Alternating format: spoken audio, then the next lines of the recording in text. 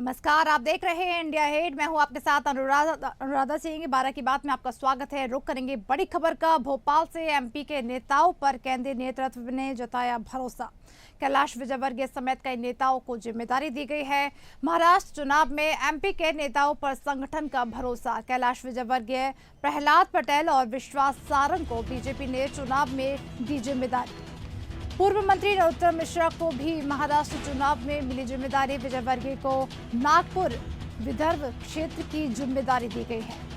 प्रहलाद पटेल को वर्धा अमरावती की जिम्मेदारी दी गई है। विश्वास सारंग को अंकोला और बुलढाना में दी गई जिम्मेदारी। नरोत्तम मिश्रा को गोदिया और भंडारा की जवाबदारी दी गई है।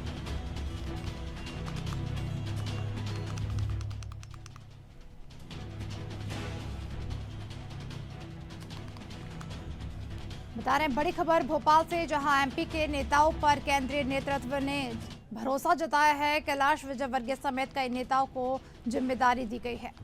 महाराष्ट्र चुनाव में एमपी के नेताओं पर संगठन का भरोसा देखने को मिला। कैलाश विजयवर्गीय, प्रहलाद पटेल और विश्वास सारंग को बीजेपी ने चुनाव में दी जिम्मेदारी। पूर्व मंत्री नरोत्तम मिश्रा को भी महाराष्ट्र चुनाव में जिम्मेदारी दी गई है। विजयवर्गीय को नागपुर विदर्भ क्षेत्र की जिम्मेदारी दी गई है। वहीं प्रहलाद पटेल को वर्धा अमरावती की जिम्मेदारी दी गई है। विश्वास सारंग को अंकोला और बुलढाना में जिम्मेदारी दी गई है। वहीं नरोत्तम मिश्रा को गोदिया और भंडारा की जवाबदारी दी गई है।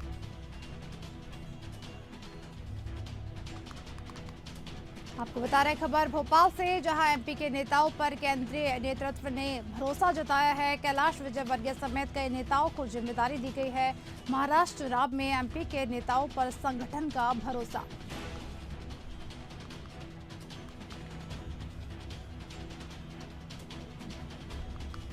और इसी खबर पर न्यूज रूम से हमारे साथ जुड़ गए हैं हमारे संवाददाता प्रखर जैन। प्रखर, आपसे जानना चाहेंगे, खबर भोपाल से है जहां एमपी के नेताओं पर केंद्रीय नेतृत्व ने भरोसा जताया है और अलग अलग मंत्रियों को बड़ी बड़ी जिम्मेदारियां दी गई हैं। क्या कुछ ताज़ा अपडेट है इस पूरी खबर पर? देखिए अनुराधा, बिल्कुल महाराष्ट्र चुनाव को लेकर ये मध्य प्रदेश के 4 नेताओं की बड़ी जिम्मेदारी केंद्रीय नेतृत्व ने इस समय सौंपी। यानी कि कहा जाए तो मध्य प्रदेश के नेताओं पर बीजेपी केंद्रीय संगठन ने बड़ा भरोसा जताया है। जिसमें अगर बात की जाए तो कैलाश विजयवर्गीय जो मध्य प्रदेश सरकार के नगरीय प्रशासन मंत्री है, उनके साथ ही प्रहलाद पटेल पंचायत मंत्री, और साथ ही अगर बात की जाए तो खेल मंत्री विश्वास सारंग और पूर्व मंत्री नरोत्तम मिश्रा को महाराष्ट्र के चुनाव में बड़ी जिम्मेदारी बीजेपी के केंद्रीय संगठन ने दी है। बात की जाए तो कैलाश विजयवर्गीय को नागपुर और विदर्भ क्षेत्र की जिम्मेदारी मिली है। साथ ही अगर बात की जाए तो प्रहलाद पटेल को वर्धा और अमरावती के पूरे क्षेत्र की जिम्मेदारी जो आने वाले विधानसभा चुनाव नवंबर में महाराष्ट्र में वहां पर दी गई है। साथ ही अगर बात की जाए तो विश्वास सारंग को अंकोला और बुलढाना क्षेत्र की जिम्मेदारी दी है। वहीं अगर बात की जाए तो नरोत्तम मिश्रा को भी गोदिया की जिम्मेदारी दी गई है। देखिए अगर बात की जाए तो इस पूरे जो बड़ी जिम्मेदारी चारों ही नेताओं को मिली है। इसके पहले भी ये चारों नेता अलग अलग राज्यों में बड़ी जिम्मेदारियां निभा चुके हैं और जहां पर जो बीजेपी को रिजल्ट भी है वो मिलते हुए दिखाई दिए। अगर बात की जाए कैलाश विजयवर्गीय को पार्टी ने हरियाणा और बंगाल के अंदर चुनाव में जिम्मेदारी सौंपी थी। हरियाणा में पार्टी ने उस समय सरकार भी बनाई थी। बंगाल में पहली बार बीजेपी मुख्य विपक्षी दल के तौर पर भी उभरा था जब कैलाश विजयवर्गीय को जिम्मेदारी सौंपी थी। वहीं अगर बात की जाए प्रहलाद पटेल की, तो प्रहलाद पटेल को भी जो है अलग अलग राज्यों में जो है जिम्मेदारी मिल चुकी है। जिसमें अगर बात की जाए तो मणिपुर चुनाव की जिम्मेदारी इसके पहले हाल में प्रहलाद पटेल निभा चुके हैं, जहां पर बीजेपी ने सरकार बनाई थी। इसके साथ ही विश्वास सारंग की अगर बात की जाए तो विश्वास सारंग को भी उड़ीसा, हरियाणा समेत गुजरात की कुछ सीटों पर पहले बीजेपी जिम्मेदारी दे चुकी है, जहां पार्टी को अच्छे नतीजे सामने मिले थे, जिसके चलते इन्हें भी जो है जिम्मेदारी महाराष्ट्र चुनाव में मिली है। साथ ही अगर बात की जाए तो नरोत्तम मिश्रा की भी अगर बात की जाए तो नरोत्तम मिश्रा को भी अगर बात करें तो लोकसभा चुनाव हो या फिर उत्तर प्रदेश या फिर विधानसभा चुनाव, यूपी विधानसभा चुनाव में यूपी के कुछ हिस्सों की जिम्मेदारी, कुछ सीटों की जिम्मेदारी नरोत्तम मिश्रा को मिली थी, जहां से नतीजे जो जिस तरीके से मिले थे, तो कहीं ना कहीं पार्टी ने एक बार फिर इन 4 नेताओं पर भरोसा जताया है। साथ ही अगर बात की जाए तो विधानसभा चुनाव के अंदर जो संगठन के साथ जो समन्वय का काम है, उसमें भी मध्य प्रदेश के एक नेता को जिम्मेदारी दी है। मध्य प्रदेश संगठन से जुड़े ये नेता की अगर बात की जाए तो बीजेपी के प्रदेश संगठन महामंत्री हितानंद शर्मा को जो है यहाँ पर समन्वय की जिम्मेदारी भी मिली है, यानी कि जिस तरीके से लोकसभा और विधानसभा चुनाव में मध्य प्रदेश के अंदर बीजेपी के बूथ मैनेजमेंट की अगर बात की जाए तो केंद्रीय स्तर पर बीजेपी के बूथ मैनेजमेंट को पार्टी ने सराहा था, और इसीलिए अगर बात की जाए तो महाराष्ट्र का जब चुनाव विधानसभा का चुनाव है, जो वैसे ही अगर बात की जाए तो इस बार चुनौतीपूर्ण होगा, क्योंकि इसके पहले जो विधानसभा चुनाव हुए महाराष्ट्र में वो बीजेपी और शिवसेना गठबंधन ने लड़े थे और सरकारें भी बनाई थी। लेकिन पहली बार है जब ये पहला चुनाव होगा जब शिवसेना के दो गुट हो गए, एक फाड़ बीजेपी के साथ है, शिंदे गुट जो अभी मुख्यमंत्री एकनाथ शिंदे हैं वो बीजेपी के साथ मिलकर लड़ रहे हैं। तो ऐसे में अगर बात की जाए तो ये पहली बार जिस तरीके से ये चुनाव होगा शिवसेना में टूट के बाद, तो ये महत्वपूर्ण चुनाव है, और इसीलिए यहाँ पर बीजेपी किसी भी तरीके की चूक जो है वो बर्दाश्त नहीं कर सकती। और इसीलिए अगर बात की जाए तो ये तमाम नेताओं को जिम्मेदारी जो अलग अलग राज्यों में रिजल्ट ओरिएंटेड परफॉर्मेंस पहले दे चुके हैं, उन नेताओं को मध्य प्रदेश से जो है वहां पर भेजा गया है, ना केवल अलग अलग राज्यों में बल्कि इन चारों ही नेताओं की अगर बात की जाए, चारों पांचों नेताओं की या फिर बीजेपी की संगठन की बात की जाए, मध्य प्रदेश चुनाव के अंदर भी अगर बात की जाए 2023 में जब एंटी इनकम्बेंसी जो है हावी होती हुई दिखाई दे रही थी, उस दौरान भी इन नेताओं के भरोसे पार्टी ने मध्य प्रदेश में 163 सीटें जीतकर बहुमत हासिल किया था। तो कहीं ना कहीं उसी मध्य प्रदेश के जो नतीजे हैं उनको महाराष्ट्र में भी रिपीट करने के, क्योंकि पिछले बार जरूर बीजेपी सबसे बड़ी पार्टी बनकर उभरी थी, लेकिन इस बार समीकरण महाराष्ट्र के अलग है, और इसीलिए इन भरोसेमंद नेताओं पर एक बार फिर से पार्टी ने भरोसा जताया है। जी जी बिल्कुल, जिस तरह से अगर महाराष्ट्र की हम बात करें तो एक बड़ा और अहम क्षेत्र माना जाता है चुनावों में। अक्सर इस तरीके से अगर बात करें, जैसे नरोत्तम मिश्रा को एक बड़ी जिम्मेदारी दी गई है, महाराष्ट्र चुनाव में उन्हें जिम्मेदारी दी गई है, कहीं ना कहीं जो जिम्मेदारी उन्होंने जो पहले भी जिम्मेदारियां उन्हें मिली हैं बहुत अच्छे तरीके से, कहीं ना कहीं उत्तर प्रदेश के उपचुनावों की जिम्मेदारी को भी उन्होंने काफ़ी ढंग से निभाया था। ऐसे में महाराष्ट्र चुनाव की जिम्मेदारी भी कहीं ना कहीं उन्हें दी गई है। ऐसे में अहम सवाल ये उठता है कि इस बार वो किस तरह खरे उतरेंगे। देखिए अनुराधा, बिल्कुल भले ही नरोत्तम मिश्रा अपना विधानसभा चुनाव दतिया से हार गए थे, लेकिन जिस तरीके से नरोत्तम मिश्रा ने जो मध्य प्रदेश के पूर्व में गृह मंत्री रह चुके हैं, लगातार अलग अलग जिम्मेदारियों पर रह चुके हैं अलग अलग राज्यों में, और खास तौर पर उत्तर प्रदेश जैसे राज्य में, अहम राज्य में बीजेपी को नतीजे लाकर दे चुके हैं, इसी लिहाज से उन पर एक बार फिर से भरोसा जताया है पार्टी ने। वैसे ही कुछ परफॉर्मेंस उन्होंने लोकसभा चुनाव मध्य प्रदेश के दौरान भी दिया था, जब उनको जिम्मेदारी न्यू ज्वाइनिंग टोली की दी थी, तो उस दौरान भी उन्होंने वो जिम्मेदारी ठीक तरीके से निभाई थी। तो कहीं ना कहीं अब उन्हीं तमाम जो ट्रैक रिकॉर्ड्स हैं तमाम नेताओं के, चाहे नरोत्तम मिश्रा हो, चाहे कैलाश विजयवर्गीय हो, प्रहलाद पटेल हो या विश्वास सारंग हो, तमाम नेताओं के ट्रैक रिकॉर्ड को ध्यान में रखते हुए ही ये निर्णय पार्टी ने किए हैं। हालांकि अब ये देखना होगा कि जो ट्रैक रिकॉर्ड है वो आगे कायम रहता है महाराष्ट्र विधानसभा चुनाव में, या फिर कुछ बदलाव होता है। चूंकि महाराष्ट्र में अगर बात की जाए तो महाविकास आघाड़ी एक साथ दिखाई देगी, साथ ही इंडिया गठबंधन के साथ ही भी कहीं ना कहीं एक बार फिर से गठबंधन करते हुए दिखाई दे सकते हैं। ऐसे में बीजेपी, एनसीपी, अजीत गुट और साथ में अगर बात की जाए तो शिवसेना, शिंदे गुट, ये तीनों जो है वो गठबंधन में होंगे। ऐसे में ना केवल गठबंधन को जिताने बहुत शुक्रिया प्रखर इस तमाम जानकारी के लिए। आपको बता रहे थे बड़ी खबर, जहां एमपी के नेताओं पर केंद्रीय सरकार ने एक बार फिर से भरोसा जताया है। कैलाश विजयवर्गीय समेत कई नेताओं को अहम जिम्मेदारी दी गई है। महाराष्ट्र चुनाव में एमपी के नेताओं पर संगठन का भरोसा देखने को मिल रहा है। कैलाश विजयवर्गीय, प्रहलाद पटेल और विश्वास सारंग को बीजेपी ने चुनाव में जिम्मेदारी दी है। पूर्व मंत्री नरोत्तम मिश्रा को भी महाराष्ट्र चुनाव में जिम्मेदारी दी गई है। विजयवर्गीय को नागपुर विदर्भ क्षेत्र की जिम्मेदारी दी गई है, वहीं प्रहलाद पटेल को वर्धा अमरावती की जिम्मेदारी दी गई है। विश्वास सारंग को अंकोला और बुलढाना में जिम्मेदारी दी गई है। नरोत्तम मिश्रा को गोंदिया और भंडारा की जवाबदारी दी गई है।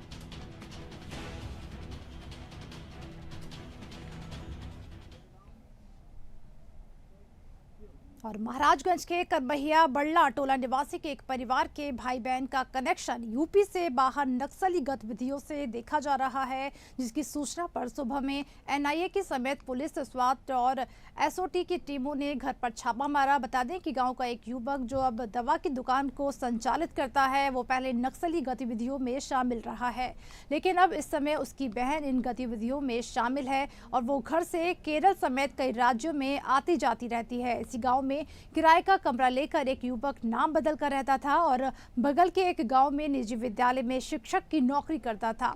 उसकी गतिविधियों को देखते हुए 1 साल पहले भी पुलिस ने छापेमारी की थी। उसके बाद वो भाग निकला। उसी के जरिए इस गांव के भाई बहन भी संदिग्ध गतिविधि में शामिल होना बताए जा रहे हैं।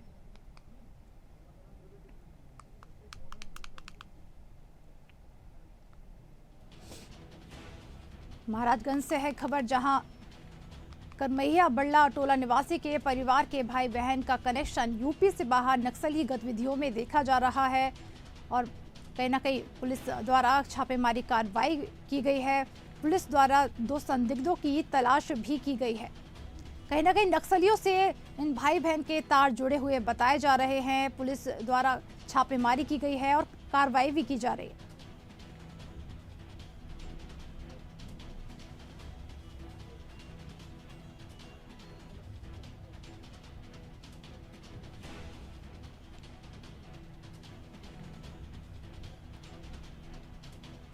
और महाराजगंज से हमारे साथ जुड़ गए हैं मोहम्मद आनंद। मोहम्मद, आपसे जानना चाहेंगे, महाराजगंज के करमैया बल्ला टोला निवासी के परिवार के भाई बहन का कनेक्शन यूपी से बाहर नक्सली गतिविधियों में बताया जा रहा है, क्या कुछ है पूरा मामला?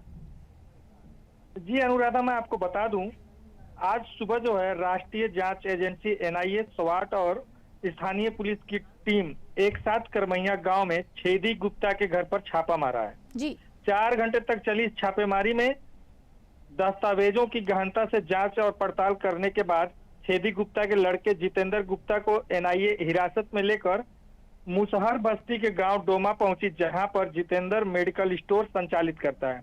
उसके बाद टीम वहां जांच कर रही है अभी। जी मोहम्मद, आपसे जानना चाहेंगे, जिस तरह से भाई बहन पर कार्रवाई की गई है, बताया जा रहा है कि नाम बदलकर रहता था, बगल के गांव में निजी विद्यालय में शिक्षक की नौकरी करता था। किस तरह से इस पूरी गतिविधि का खुलासा हुआ और क्या कुछ कार्रवाई की जा रही है जिस तरह से पुलिस ने छापेमारी कार्रवाई की है? अब लगभग साल भर पहले एक व्यक्ति करमैया गांव में रहता था, जो शिक्षक बनकर, नाम बदलकर एक निजी विद्यालय में शिक्षक बनकर रहता था जी। जो NIA से, जिसको NIA ने गिरफ्तार किया था और पता चला कि वो नक्सली गतिविधियों में लिप्त पाया जाता है। उसके बाद एक परिवार के 2 लोग उससे सम्मिलित पाए गए, जिसमें एक महिला थी और एक पुरुष था। आज पुरुष को ही उठाया गया है और जांच अभी की जा रही है NIA द्वारा, जिसका नाम जितेंद्र गुप्ता बताया जा रहा है। बहुत बहुत शुक्रिया मोहम्मद इस तमाम जानकारी के लिए। बता रहे हैं खबर महाराजगंज से, जहां के करमैया बल्ला टोला निवासी के परिवार के भाई बहन का कनेक्शन यूपी से बाहर नक्सली गतिविधियों से बताया जा रहा है, जिसकी सूचना पर सुबह में NIA की समेत पुलिस, स्वाट और SOT की टीमों ने घर पर छापा मारा। बता दें कि गांव का एक युवक जो अब दवा की दुकान संचालित करता है, वो पहले नक्सली गतिविधियों में शामिल रहा है, लेकिन अब इस समय उसकी बहन इन गतिविधियों में शामिल बताई जा रही है और घर से केरल समेत कई राज्यों में उसका आना जाना है। इसी गांव में किराए का कमरा लेकर एक युवक नाम बदल कर रहता था और बगल के एक गांव में निजी विद्यालय में शिक्षक की नौकरी करता था। उसकी गतिविधियों को देखते हुए 1 साल पहले भी पुलिस ने छापेमारी की थी। उसके बाद वो भाग निकला। उसी के जरिए गाँव के भाई बहन भी संदिग्ध गतिविधि में शामिल होना बताए जा रहे हैं।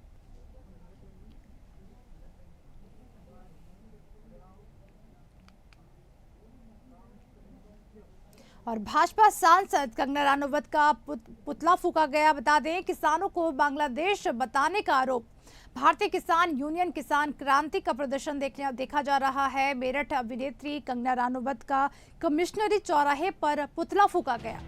कमिश्नरी चौराहे पर कंगना रानौत का पुतला फूका। भारतीय किसान यूनियन किसान क्रांति ने भाजपा सांसद का पुतला फूका। कमिश्नरी कार्यालय से कलेक्ट्रेट कार्यालय तक किसानों ने किया प्रदर्शन। किसानों ने कंगना पर कार्रवाई न करने पर बड़े आंदोलन की चेतावनी दी है। भारतीय किसान यूनियन ने DM के माध्यम से दिया राष्ट्रपति को ज्ञापन।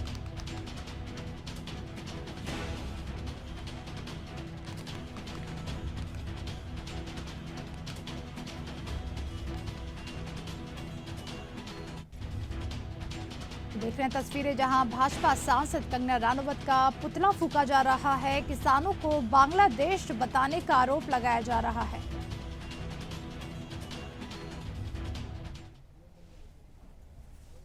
तो इसके बीमारी कंगना रानौत का बड़ी भारी है। हमारी बहन ने चांटा मारा एयरपोर्ट पे, झाड़ा सा लगाया, कुछ उतर गई बीमारी, अब हम उतार देंगे उसकी बीमारी। सीधी सी बात है। अब क्या इतने चांटे पड़ेंगे इसमें, है ना, इसका जो है थोबड़ा गड़बड़ हो जाएगा। ये बात है भैया, इसका इलाज तो हम बंद कराएंगे। और हम ये कहते हैं बीजेपी सरकार से इसकी सदस्यता तुरंत रद्द करो, इससे सांसद का इस्तीफा लो और इसे जो है मैं कहता हूँ बांग्लादेश भेजा जाए। ये बांग्लादेशी बताती हमें, है ना, किसानों को, इसे बांग्लादेश भेजा जाए।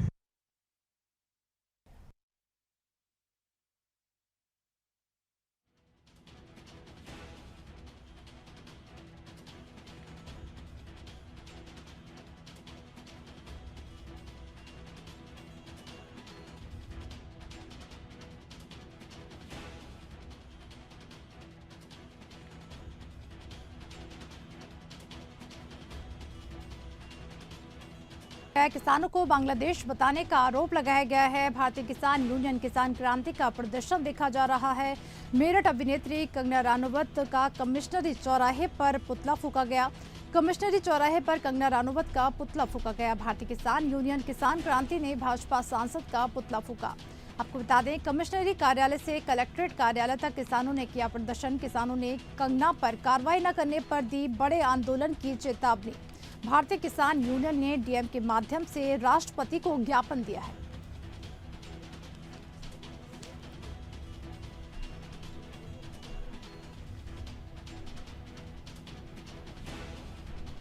और खबर थाना कोतवाली शहर के सिविल लाइन क्षेत्र की है, जहां प्रॉपर्टी के बड़े कारोबारी के घर टैक्स चोरी को लेकर छापा मारा गया। बताया जा रहा है कि directorate general of goods service tax intelligence ने प्रॉपर्टी कारोबारी राम दर्शन अग्रवाल के घर और ऑफिस में छापेमार कार्रवाई की, जिसमें प्रॉपर्टी व्यापारियों में हड़कंप मच गया।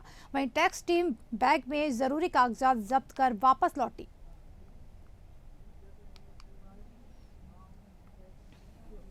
और कोतवाली देहात थाना क्षेत्र के आश गुरुकुल के पास भीषण सड़क हादसा हो गया। बताया जा रहा है कि कासगंज रोड पर दो बच्चों के साथ पति पत्नी बाइक पर जा रहे थे। इस दौरान बाइक ट्रक से टकरा गई। हादसे में एक मासूम बच्चा सहित मां की मौत हो गई। वहीं पिता और एक बच्चे की हालत गंभीर बनी हुई है। सूचना मिलने पर पुलिस मौके पर पहुंची। घायलों को मेडिकल कॉलेज में भर्ती कराया गया। पुलिस ने मामले की जांच शुरू कर दी है।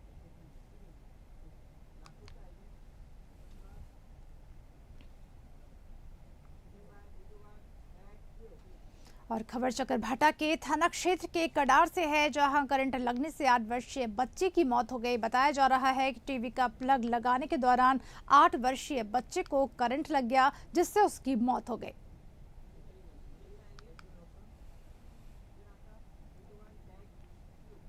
और उज्जैन में गुरुवार सुबह एक बड़ा हादसा होते होते टल गया। संदीप पानी आश्रम के पास भीड़ भाड़ वाले इलाके में एक पेड़ अचानक भरभरा कर गिर गया। इस घटना में श्री कृष्ण शिक्षा स्थली के बाहर खड़ी हुई 2 कारें क्षतिग्रस्त हो गई। मामले में गनीमत ये रही कि जिस दौरान यह हादसा हुआ उस समय संदीप पानी आश्रम के बाहर कम ही लोग उपस्थित थे। फिर भी साइकिल से जाता एक राहगीर इस घटना में बाल बाल बच गया। सीसीटीवी वीडियो साफ दिखाई पड़ रहा है, जैसे ही राहगीर निकला लगभग उसी क्षण पेड़ की शाखा नीचे आ गिरी। घटना के बाद मौके पर तमाशबीनों की भीड़ जमा हो गई थी। दोपहर बाद नगर निगम के दल ने यहां से निगरे हुए पेड़ को हटाने की कार्रवाई की। इससे पहले भी यहां इस तरह की घटना हो चुकी है। करीब 10 साल पहले भी इसी जगह एक पेड़ गिरने की वजह से 2 ऑटो क्षतिग्रस्त हो चुके हैं। और खबर ग्वालियर से है, जहां मध्य प्रदेश के पूर्व मंत्री जयवर्धन सिंह ने कांग्रेस की बैठक ली। बैठक में कांग्रेस के विधायक, पूर्व विधायक और पदाधिकारी शामिल हुए। बैठक में सभी कांग्रेसियों ने विजयपुर में कांग्रेस पार्टी को जीत दिलाने का संकल्प लिया। मीडिया से बात करते हुए जयवर्धन ने कहा कि विजयपुर में होने वाले उपचुनाव को लेकर कांग्रेस की बैठक ली है। भाजपा ने छलकपट और सौदेबाजी करके एक विधायक को खरीदा है। जनता इस बार भाजपा को कड़ा संदेश देने के मूड में है, जिसके बाद भाजपा के नेता कांग्रेस विधायकों को खरीदने का सपना नहीं देखेंगे। विजयपुर विधानसभा के उपचुनाव में आज हमारी ग्वालियर में यहाँ पे विस्तृत बैठक हुई है, क्योंकि ग्वालियर चंबल संभाग में एक ही ये उपचुनाव आयोजित किया जा रहा है और एक बार फिर भाजपा ने छल कपट करके, सौदेबाजी करके एक विधायक को खरीदा है और कहीं ना कहीं जनता भी इस बार इस मूड में है और वो संदेश देना चाहती है, ऐसा संदेश जिसके बाद भाजपा के नेता कभी सपना नहीं देखेंगे विधायक खरीदने का। और इसीलिए हमारा एक ही लक्ष्य रहेगा कि हमारे जो भी विधायक कांग्रेस के हैं, ग्वालियर चंबल क्षेत्र में पूर्व विधायक हैं, हम सब अपना दायित्व निभाएंगे और विजयपुर विधानसभा के पूरे क्षेत्र में दिन रात मेहनत करके कांग्रेस। और 12 की बात में फिलहाल इतना ही। देश दुनिया की तमाम खबरों के लिए देखते रहिए इंडिया अहेड। नमस्कार।